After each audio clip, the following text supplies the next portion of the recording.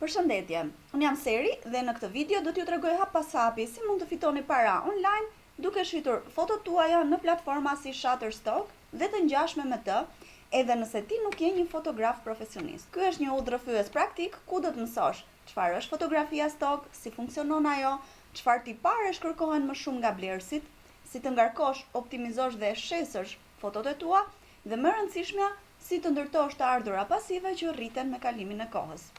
Së pari, çfarë është fotografia stock? Fotografia stock është një formë tregtisë digjitale ku imazhet krijohen paraprakisht dhe shiten shumë herë për përdorime të ndryshme. Në vend që një kompani të porosisë një set fotosh për një fushatë të vetme, ajo blen imazhe ekzistuese nga një bibliotekë online, duke kursyer kështu kohë edhe para.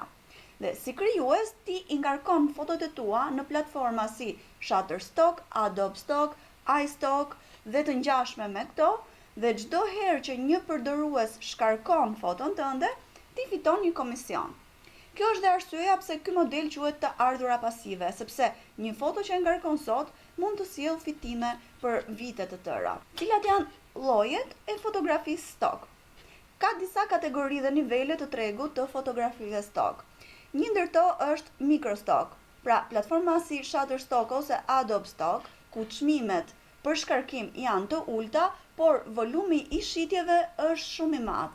Dhe këtu mund të hyjë çdo krijues dhe duke përfshirë dhe fillestarët. Dhe gjithashtu është macrostock, përfshin fotografi më ekskluzive të licencuara për përdorime të veçanta. Çmimet janë më të larta, por numri i shitjeve është më i vogël. Kjo metodë kërkon standarde më të larta teknike dhe estetike. Tre llojet e licencave që ti duhet të njohësh. Atëherë, kur shet një foto, ti po shet të drejtën e përdorimit dhe jo vetëm foton. Llojet e licencave janë royalty free, pra kjo është kur blerësi paguan një herë dhe mund ta përdor foton tënde shumë herë dhe për një periudhë të pacaktuar. Është rights managed, ku licenca kufizohet për përdorim të caktuar, për shembull vetëm për një fushatë, për një vend ose për një periudhë kohe. Dhe gjithashtu extended license, që përdoret për qëllime më të mëdha komerciale, si për prodhime fizike, për shitje, bluza, postera dhe shumë të tjera. Pra, kuptimi i këtyre licencave është i domosdoshëm që të kesh mundësi të mbrosh të drejtat e tua dhe të kuptosh pse disa foto gjenerojnë më shumë fitime se sa të tjerat. Pse ekziston fotografia stock dhe pse ka kërkesë për të? Në një botë ku përmbajtja vizuale është gjithnjë dhe më e nevojshme, kompanitë dhe krijuesit kanë nevojë për imazhe të gatshme dhe ligjërisht të sigurta. Fotografia stock plotëson disa nevoja të rëndësishme. Së pari, shpejtësi dhe lehtësi. Agjencitë, blogerët, mediat sociale dhe bizneset kanë nevojë për foto profesionale tani, pa pritur ditë të tëra për sesione fotografike. Gjithashtu ka siguri ligjore. Platforma ofron licenca të qarta dhe garanci që imazhet janë të sigurta për përdorim. Ka kosto më të ulët, pra të marrësh një foto stock kushton shumë më pak se sa të organizosh një sesion profesional me pajisje, me modele dhe me studio të posaçme. Gjithashtu, varieteti i gjerë zgjedhjesh. Blerësit mund të kërkojnë nga miliona imazhe për çdo temë. Mund të jetë biznes, teknologji, natyrë, udhëtime, ushqim, njerëz dhe fusha nga më të ndryshmet. Dhe përfshihet gjithashtu dhe kualitet i lartë dhe ide të gatshme. Shumë fotografi stock komunikojnë një koncept që mund të jetë sukses, ekip, relaks, shëndet, pra imazhe që shesin një ide, jo thjesht një pamje. Pra edhe pse ekziston AI, inteligjenca artificiale, që gjeneron imazhe, shumë kompani vazhdojnë të blejnë foto stock për arsye ligjore, siç e tham, për autenticitet njerëzor, por dhe për cilësi që përshtatet më mirë me projektet reale. Pse ja vlen të fillosh tani? Tregu i imazheve online po rritet çdo vit dhe nevoja për përmbajtje nuk pushon kurrë. Nëse ke një aparat, një smartphone të mirë dhe pak kreativitet, mund të ndërtosh gradualisht një portofol digital që të gjeneron të ardhura pasive mujore. Dhe sa mund të fitosh në Shutterstock? Pjesa kryesore. Fitimet varen nga cilësia, sasia dhe kërkesa për imazhet e tua. Në fillim, fitimet janë modeste, por çdo foto është një aset digital që mund të shitet 10 herë. Një kontributor aktiv me mbi 1000 foto, mesatarisht fiton nga 100 deri në $300 në muaj. Dhe një portofol profesional me mbi 5000 foto të optimizuara mund të fitoj nga 500 deri në $1000 në muaj apo dhe më shumë. Dhe si llogaritet fitimi për një shkarkim? Fitimi varet nga këto 3 faktorë. Së pari nga lloji i licencës që blen klienti, pra mund të jetë standard, të zgjeruar apo editorial. Së dyti nga plani i abonimit të klientit, që mund të jetë ose mujor, ose me kredite, ose mund të zgjedhë të shkarkojë një foto të vetme. Si dhe nga niveli yt si kontributor. Pra sa më shumë shkarkime, aq më e lartë është përqindja jote. Përqindjet zakonisht variojnë nga 15 deri në 40 dhe fotot me licencë të zgjeruar mund të sillin edhe dhjetra apo dhe $100 në një shkarkim të vetëm. Çfarë pajisjesh të duan për të filluar? Lajmi i mirë është që nuk ke nevojë për një kamera të shtrenjtë. Të mjafton vetëm një smartphone me kamerë të mirë. Të duhet gjithashtu dritë natyrale dhe e bollshme, të duhet stabilitet, pra mund të përdorësh një tripod ose dhe mund ta improvizosh një mbajtës. Më vonë, kur të fitosh eksperiencë edhe të ardhura, mund të kalosh edhe në kamera më profesionale. Pra, çelësi është qartësia, ndriçimi dhe kompozimi i pastër. Pra, nuk të duhen pajisjet luksoze. Si mund të bëjmë vetë kërkime se çfarë është në trend? Pra, na duhet që së pari të dimë çfarë shitet në këto platforma, të identifikojmë se çfarë është aktualisht trend dhe për të gjetur këtë gjë do të përdorim këto mjete. Fillimisht do të shkojmë në Google. Pra, kemi folur anën teorike dhe tani praktikisht si mund ta bëjmë. Fillimisht shkojmë në Google dhe shkruajmë fillimisht shutterstock.com.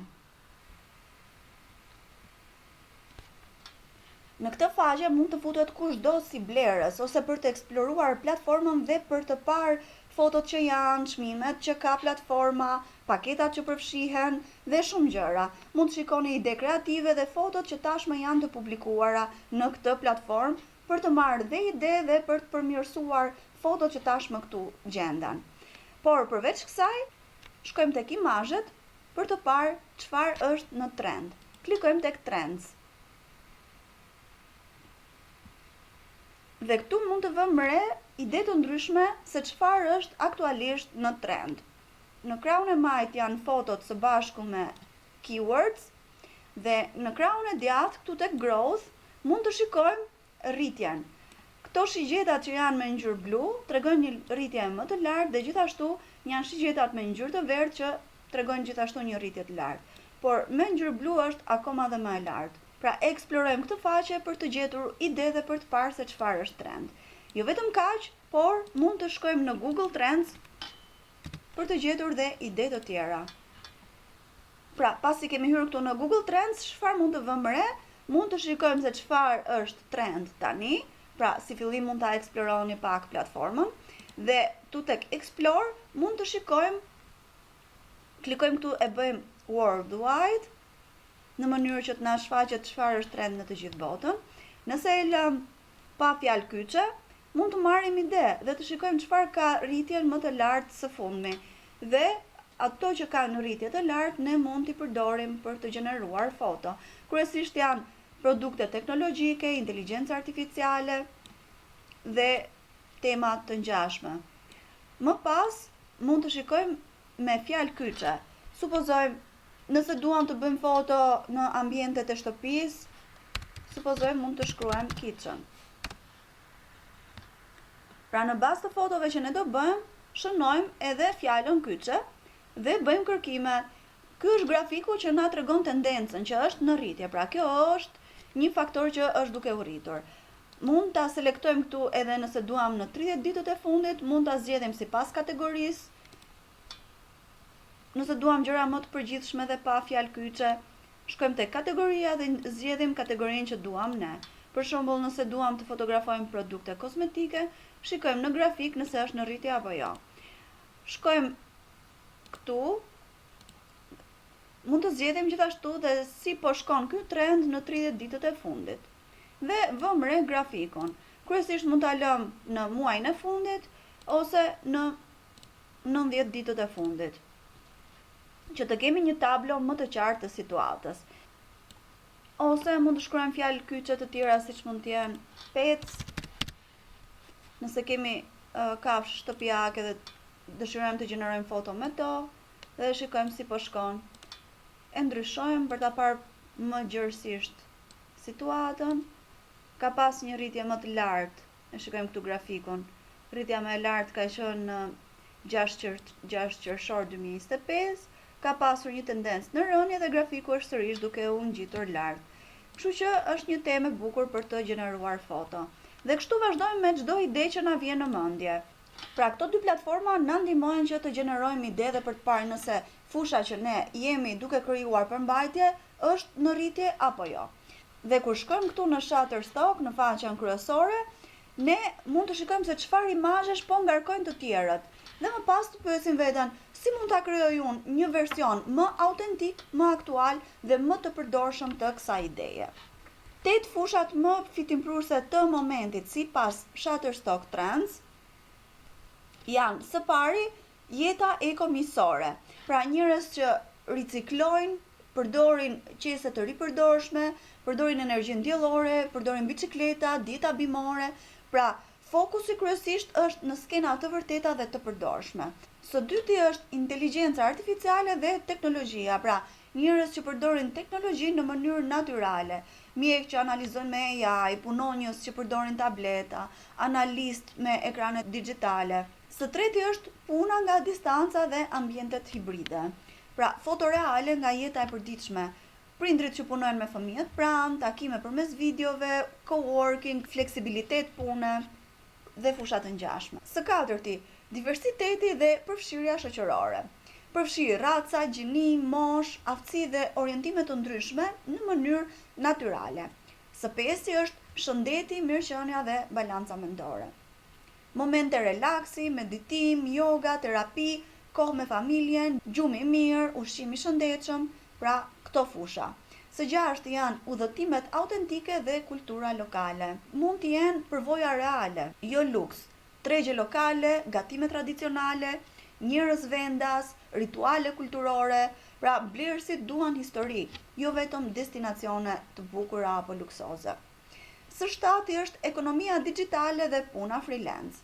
Dhe duhen pamje të njerëzve që përdorin laptop, aplikacione, pagesa online, krijim përmbajtjeje dhe kryesisht për punë të pavarura. Dhe së teti, edukimi modern dhe mësimi vazhdueshëm. Dhe mund të jenë nxënës të rritur që mësojnë përmes pajisjeve digjitale, klasave hibride dhe kurseve online. Pra, këto janë 8 fushat më kryesore, por patjetër që brenda këtij sektori mund të keni ide të pafundme për të gjeneruar foto. Mund të dilni patjetër dhe jashtë këtyre fushave, pasi mund të eksploroni se çfarë do funksionojë më shumë për ju në bazë të stilit që ju do zgjidhni të publikoni në Shutterstock. Ta shikojmë tani më konkretisht se si funksionon Shutterstock, si të krijojmë një llogari si kontributor në këtë platformë. Nëse pak më përpara për të eksploruar platformën klikuam shutterstock.com, siç tham, kjo është një platformë ku futen edhe blerësit, ne si kontributor duhet të klikojmë Shutterstock Contributor. Kështu që zgjedhim, shkruajmë në Google Shutterstock Contributor dhe zgjedhim këtë të parën. Klikojmë Sign Up. Dhe këtu do të krijojmë një llogari si kontributor. Pra ne që do të postojmë fotot tona për shitje, quhemi kontributor. Do të na duhet të vendosim një emër, një username dhe adresën tonë të emailit dhe gjithashtu të krijojmë një password. Sigurohemi që username nuk është i përdorur më herët nga dikush tjetër. Vendosim një password. Pranojmë që nuk jemi 9-18 vjeç dhe klikojmë Get Started. Më pas do të shkojmë në adresën tonë të emailit për ta konfirmuar llogarinë që krijuam. E verifikojmë emailin dhe klikojmë Next. Në këtë sektor do të na duhet të plotësojmë të dhënat tona të sakta të adresës se ku jetojmë. Pra vendosim fillimisht këtu adresën. Zgjedhim shtetin se ku jetojmë, vendosim një adresë.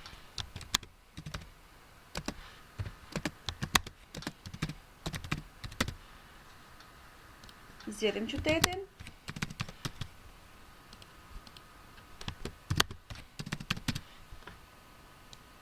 Dhe gjithashtu vendosim kodin postar të qytetit se ku jetojmë. Nëse nuk e dini, mjafton të shkoni në Google, të shkruani postal code ose zip code, është e njëjta gjë, dhe qytetin se ku jetoni. Më pas do të dali kodi që përmbahet. Klikojmë këtu dhe next. Këtu në Tax Center do të plotësojmë që nuk jemi shtetas amerikan, në mënyrë që mos të na mbahen komisionet të larta. Nëse ne do të jemi shtetas amerikan, do të na mbahen 30% taksa nga të ardhurat që ne do të fitojmë. Plotësojmë dhe formularin që na jepet me dhënat tona reale.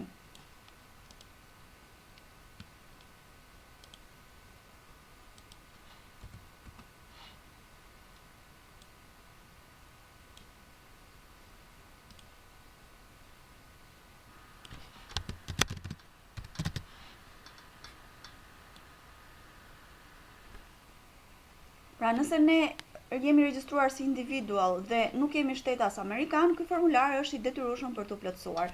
Pasi e kemi plotësuar formularin, vendosim edhe një herë username-in këtu dhe klikojmë submit.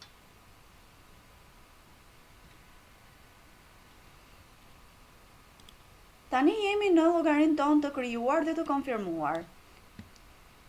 Pasi kemi hyrë në llogari, do të shkojmë këtu tek account settings dhe do të klikojmë edit në mënyrë që të ndryshojmë të dhënat. Këtu do të na jepet opsioni për të vendosur dhe metodën e pagesës. Dhe e gjejmë këtu, payout method, klikojmë njërin nga metodat që gjendet këtu. Dhe mund të zgjedhim PayPal. Vendosim PayPal dhe këtu shkruajmë adresën e PayPalit që ne kemi. Dhe këtu lart i japim save. Tani si do të procedojmë për të ngarkuar fotot? Për të ngarkuar një foto në Shutterstock, na duhet që të shkojmë këtu tek upload dhe duhet të kemi parasysh që fotot duhet të jenë në formatin JPG, jo PNG, duhet të jenë 4 megapiksel minimumi dhe 50 maksimumi dhe duhet të jenë pa watermark. Atëherë klikojmë këtu upload dhe zgjedhim një foto, po marr vetëm për shembull një foto. Dhe do të shkojmë këtu tek portofolio. Në momentin që fotoja është ngarkuar këtu, do të klikojmë mbi foto që të na shfaqet tabela anësore. Çfarë shikojmë këtu? Së pari na duhet që të vendosim një description. Siç e shikojmë këtu ku është description. Çfarë duhet të kemi parasysh kur jemi në këtë seksion? Përshkrimi duhet që të tregoj qartë se çfarë shikon blerësi kur hap foton, kush është në të, çfarë po ndodh dhe pse ajo foto ka vlerë për tu përdorur. Pra, do ta shkruash në anglisht me 1 deri në 2 fjali të plota dhe natyrale. Përshkrimi duhet të përfshi temën kryesore të fotos, kush, çfarë është në foto, veprimin që ndodh dhe vendin apo kontekstin nëse ka rëndësi. Dhe nëse dëshiron, është opsionale, mund vendosësh edhe qëllimin që ka fotoja. Për shembull, a young man working remotely from a home office with a laptop and cup of coffee on the desk. Dhe çfarë të shmangësh, mos përdor fjalë të veçuara këtu në description, si woman, office, concept, pra këto janë fjalë kyçe, nuk është këtu vendi për fjalë kyçe. Këtu na duhet një përshkrim, pra çfarë përmban. Tema, veprimin dhe vendin, këto 3 gjëra mund të shkruajmë në description. Si mund ta krijojmë? Shumë lehtësisht, nëse nuk dim anglisht, shkojmë në ChatGPT, e shkruajmë në shqip idenë e fotos dhe të na gjenerojë një përshkrim të shkurtër sipas këtyre 3 hapave që përmendëm. Më pas jemi këtu tek seksioni i kategorisë. Mund të zgjedhim nga 1 deri në 2 kategori. Dhe e mira është të zgjidhni 2 kategori që përshkruajnë më mirë përmbajtjen e fotos. Për shembull, tek kategoria 1 klikoni këtu tek shigjeta dhe zgjidhni larminë e kategorive që jepen këtu. Kategoria 1 mund të jetë lifestyle dhe kategoria 2 supozoj mund të jetë business. Pse shërben pjesa e kategorisë? Sepse e ndihmon platformën që ta rendis foton te grupet e duhura të blerësve. Më pas jemi tek keywords këtu në këtë seksion. Atëherë këtu do të mësojmë se si t'i gjejmë dhe si t'i vendosim. Së pari, minimumi që thuhet këtu janë 7 keyword. Dhe 7 të parat duhet të jenë më kryesore, që kanë lidhje drejt për drejt me foton që kemi bërë. Dhe mund të gjenerojmë deri në 50 keywords për këtë foto. Dhe si t'i gjejmë keywords?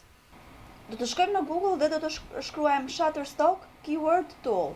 Mund t'i gjejmë edhe këtu, nëse shkojmë në Keyword Suggestions, por do të na duhet që ta bënim këtë veprim paraprakisht, sepse tani na nxjerr nga faqja ku jemi. Kështu që përdorim metodën tjetër, shkojmë në Keyword Tool dhe hapet kjo faqe. Si mund të eksplorojmë për keywordet specifike të fotos që ne kemi gjeneruar? Supozojmë nëse ne kemi krijuar një foto me laptop duke punuar nga shtëpia. Atëherë, shkruajmë këtu, për shembull, remote dhe do të na shfaqen imazhe të ngjashme. Zgjedhim deri në 3 imazhe që i përshtaten fotos që ne kemi krijuar. Dhe në krahun tjetër do të na shfaqen të gjitha keywordet specifike për këtë përmbajtje. Ne do të zgjedhim, mund të zgjedhim deri në 50 më kryesore, duke klikuar plusin, do të na kalojnë në faqen tonë këtu, My Keywords. Zgjedhim më të rëndësishmet, i klikojmë këtu copy, dhe më pas fotot që ne do të konfirmojmë që i shtuam, do të na shfaqen këtu. Mund t'i përdorim për të njëjta tema, do t'i kemi të gjitha keywordet tona gati. Çfarë të kemi parasysh kur jemi këtu tek keywords? Minimumi i platformës është 7, por e mira është që ne të përdorim nga 30 deri në 50 fjalë kyçe të sakta dhe relevante me foton që ne kemi bërë. Mos përdor fjalë që nuk kanë lidhje me foton, sepse kështu penalizohesh në algoritëm dhe fjalët më të rëndësishme duhen vendosur të parat.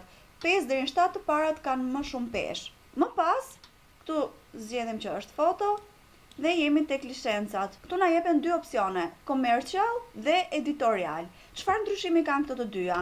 Commercial license përdoret për reklama, për marketing dhe për materiale promovuese. Pra, fotoja që ne do të postojmë këtu nuk duhet të ketë marka, logo apo dhe njerëz pa leje.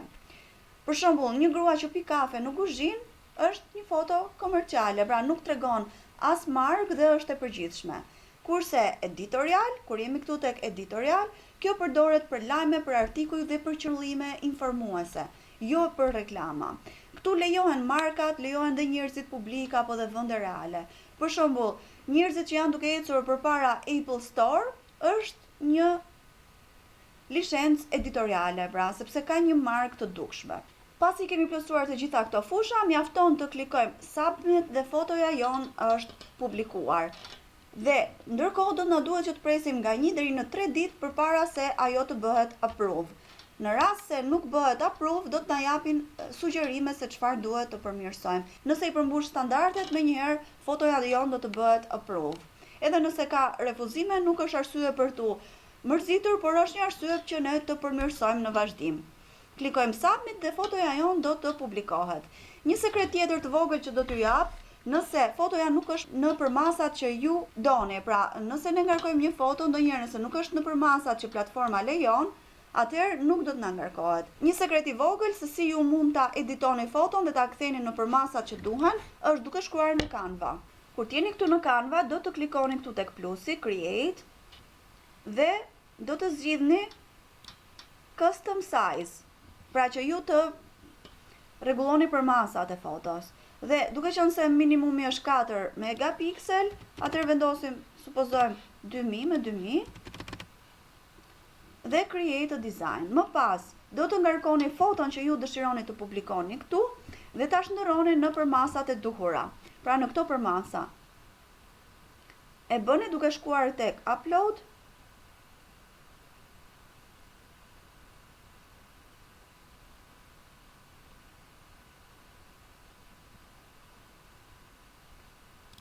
Shkoni këtu tek upload, ngarkoni foton që ju doni, e rrëshqisni, supozojmë se është kjo foto, e rrëshqisni foton këtu dhe e çoni në të gjitha skajet për ta bërë në përmasat e duhura. Pra kjo foto nuk përshtatet, po.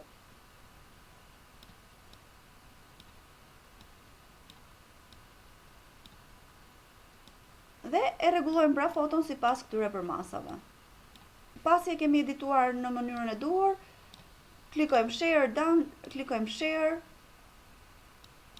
download dhe të kemi këtu kujdes që të zgjedhim JPG. Sa po ta ruajmë më njëherë do ta kemi foton gati për ta publikuar në Shutterstock.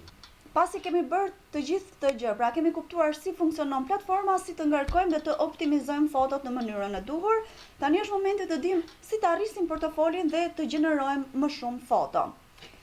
Tani do të flasim për mënyrat për të rritur portofolin tonë të fotove dhe për të gjeneruar më shumë imazhe që shiten. Një portofol që të jetë i suksesshëm duhet që të jetë i balancuar. Pra, kjo do të thotë që ai duhet të përfshijë temat evergreen, pra si ushqim, lifestyle, natyrë, biznes, që shiten gjatë gjithë vitit. Duhet të përfshijë trende sezonale, siç janë festat, ngjarjet specifike apo dhe teknologjitë e reja, dhe duhet gjithashtu të përfshijë nish personal, një stil ose një temë ku ti dallohesh vizualisht. Një gjë që shpesh ne e harrojmë është të mos fshish fotot e vjetra, sepse shumë herë ato shiten pas disa muajsh, kur trendi i tyre rikthehet. Më pas, diversifikimi i platformave. Mos u kufizo vetëm tek Shutterstock, sepse ti ke mundësi që ti diversifikosh platformat. Dhe platforma të tjera të ngjashme janë Adobe Stock, shpesh ofron fitime më të larta për shkarkim. iStock dhe FreePic Contributor që janë të shkëlqyera për ilustrime, për mockups edhe për vektor. Është Elami që kërkon cilësi të lartë, por pagesa është shumë e mirë. Dreamstime dhe shumë të tjera që janë të përshtatshme dhe për portofole dytësore. Për të kursyer kohë, mund të përdorim edhe mjete si Xpix apo Microstock Plus, të cilat na shërbejnë dhe për automatizim. Pse na shërbejnë këto? Që ne të njëjtat foto që kemi bërë mund t'i postojmë në platforma të ndryshme dhe kështu mund të shtojmë mundësinë për të rritur sa më shumë të ardhurat tona në këtë sektor. Dhe ajo që është e mirë që ne mund të bëjmë në këtë fushë është edhe të krijojmë një brand personal. Pra, të krijosh një brand personal si fotograf stok është thelbësore. Pse? Sepse ti përdor një emër unik edhe të njëjtë në të gjitha platformat dhe zgjedh një stil vizual të dallueshëm. Mund të jenë ngjyrat tona apo kompozimi që të përfaqësojnë ty, mund të jenë me stilin tënd. Dhe më pas, përdor një logo minimale apo një përshkrim profesional edhe në rrjetet sociale. Qëllimi është që kur dikush sheh foton, menjëherë ta kuptoj që është e jotja. Si mund të shtosh të ardhurat? Mund të bësh edhe bashkëpunime me klient direkt. Shumë herë mund të bashkëpunosh direkt me klient të vegjël, siç janë biznese apo dhe media lokale. I dërgon atyre një email prezantues me 3-4 shembuj punësh që ke bërë, ofron paketa licencimi të personalizuara dhe kështu fitimi është 100% i joti pa komisionin e platformave. Identiteti vizual duhet të jetë profesional. Si mund ta bësh këtë? Duke krijuar një palet ngjyrash që e përsërit në çdo publikim. Siç e tham, të përdorësh të njëjtin fond dhe stil në caption, faqet dhe përmbajtjet të reflektojnë seriozitet dhe koherencë vizuale dhe të mendosh si një markë, jo vetëm si një individ që po poston foto rastësore. Për të qenë produktiv, duhet edhe që të vendosësh objektiva mujore. Si mund ta bësh këtë? Vendos objektiva të arritshme. Për shembull, vendos që të bësh 50 foto të reja në muaj ose një fitim specifik deri në një datë të caktuar. Supozojmë, synon që të bësh tazam $100 për muajin e parë. Dhe përdor sistemin SMART. Çfarë është sistemi SMART? Është një formulë e cila të ndihmon të arrish objektivin që ke vendosur.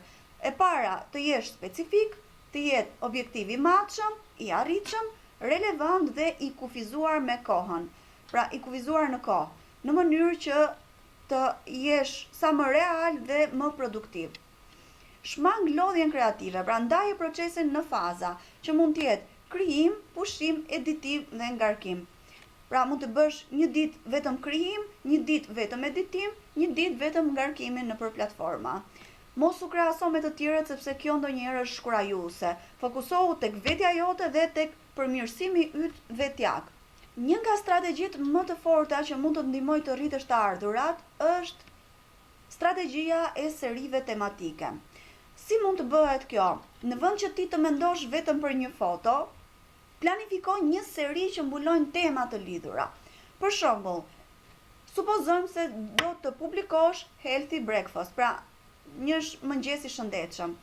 Analizo së pari 10 fotot më të shitura në Shutterstock për këtë temë, shiko fjalët kyçe që janë duke përdorur Shto variacione të vogla që bëjnë foton tënde më unike, si për shembull mund të jetë, supozojmë, mëngjes vegan në shtëpi dhe planifikoj një seri fotosh të lidhura me të.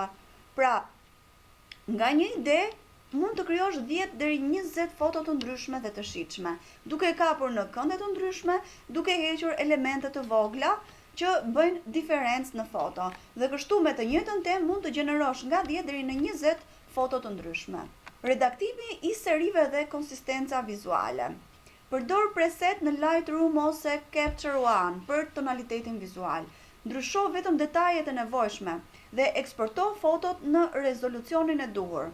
Shto gjithashtu dhe description dhe keywords direkt nga softi për të kursyer kohë. Kjo të ndihmon gjithashtu që ti të krijosh edhe një brand identity të njohur vizualisht. Dhe ajo çfarë duhet të bësh më pas është të bësh analiza mujore.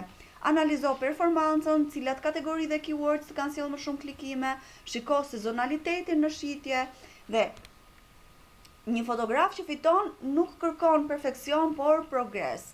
10 foto të ngarkuara janë më mirë se sa 100 ide të pa ekspozuara. Më mirë 20 foto çdo javë për 6 muaj rresht se sa 200 foto në një muaj dhe pastaj të rish pushim. Refuzimi nëpër foto nuk është problem. Profesionistët kanë norma refuzimi nga 30 deri në 50%. Prandaj, mos u fokuso tek ato, por përdori si përmirësim dhe ndërtoje markën tënde personale, vizuale, me stil dhe me një ton të dallueshëm. Për të pasur sukses dhe për të qenë një fotograf i suksesshëm ose një kontributor i suksesshëm, të duhet shumë sasi fotosh dhe të duhet organizim dhe konsistencë. Mendo si një markë vizuale, krijo koleksione tematike dhe shfrytëzo çdo ide për të gjeneruar të ardhurat të qëndrueshme. Shpresoj që ky material ju ka dhënë ide praktike dhe motivim për të nisur apo zgjeruar portofolin tuaj të fotografive. Linkun e platformës ku mund të regjistroheni do ta gjeni edhe në përshkrimin më poshtë dhe nëse ju ka pëlqyer kjo video, më ndiqni, bëni subscribe dhe kështu do të merrni më shumë këshilla, truke dhe tutoriale për të rritur fitimet tuaja online.